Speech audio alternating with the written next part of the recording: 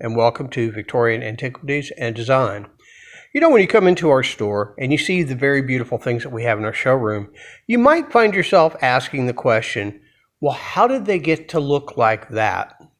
Well, here's an example of what we go through in terms of restoration to bring beautiful things to you.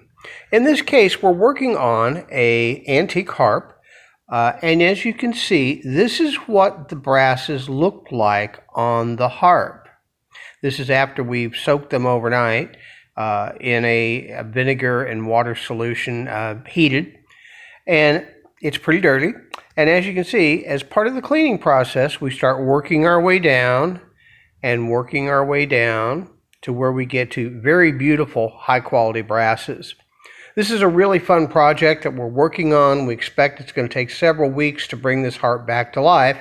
But from time to time, we're going to share with you a little bit of the process of what we do here at Victorian Antiquities and Design. Thank you.